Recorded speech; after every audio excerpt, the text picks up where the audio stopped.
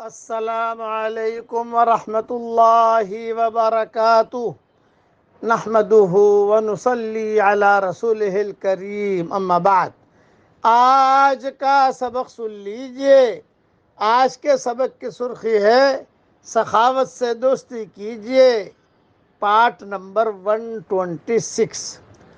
حضرت عمر رضی اللہ تعالیٰ عنہ کا ایک غلام تھا، عیسائی تھا، اس کا نام تھا اسیق۔ یہ عیسائی نام ہوتے ہیں۔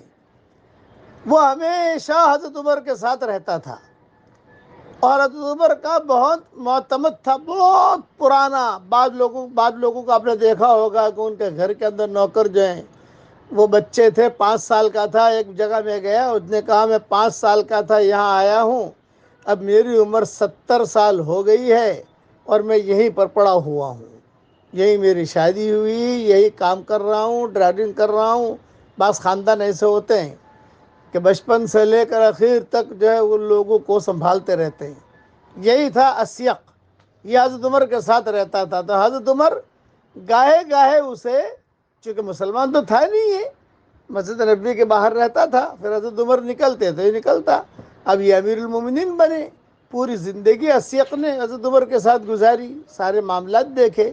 تو حضرت عمر رضی اللہ تعالیٰ عنہ جو ہے بہت اچھی باتیں اسے بتاتے تھے سفر کے اندر، اور کہتے تھے بھی تو مسلمان ہو جا تو میں تجھے جو ہے یہ مال غنیمت میں، یعنی سب مال جمع کرنے میں، سب اس پر حساب کتاب میں، سب میں جو ہے میں تجھے ذمہ داری دے دوں گا، اور تو مجھے جو ہے برابر اچھا کام بہت اچھا کرتا تھا۔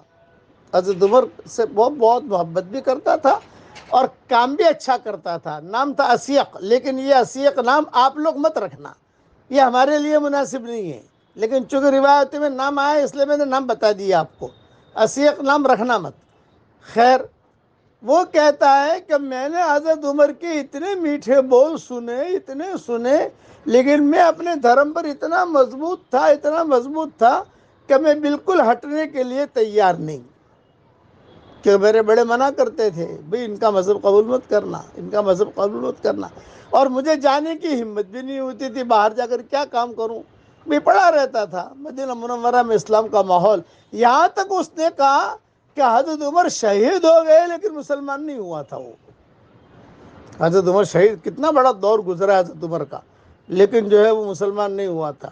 جب حضرت عمر کا جنازہ اٹھا اور اس نے حضرت عمر کے سارے بول اسے یاد آئے، سارے اخلاق یاد آئے، حضرت عمر کی راتیں یاد آئی، حضرت عمر کا اس پر سخاوت کرنا، اس کو دینا، اور اس کو دیکھیے ایک بات بتاؤں، جو بے ایمان ہوگا اس کو بھی آپ ہدیہ دے سکتے ہیں، صرف زکوٰۃ ہم مسلمان کو دیں گے، باقی مال جو ہے کسی کو دینا ہو تو وہ ہدیہ خیر خیرات سب کے لیے کر سکتے ہیں ہم۔ تو حضرت عمر اس پر خیر خیرات بہت کرتے تھے، بہت دیتے تھے اس کو، لے بھی، یہ بھی لے جا، گھر والوں کے لیے کھجور بھی لے جا، یہ بھی لے جا۔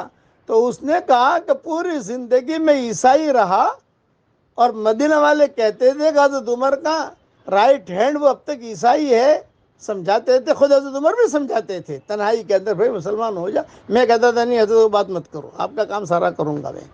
لیکن جب حضرت عمر کا جنازہ اٹھا، وہ شہید ہوئے، اور جب ان کا جنازہ اٹھا، جو منظر دیکھا، تو مجھے حضرت عمر کی باتیں یاد آئیں، اور وہ باتیں یاد آتی ہی زور سے اس نے کلمہ پڑھا۔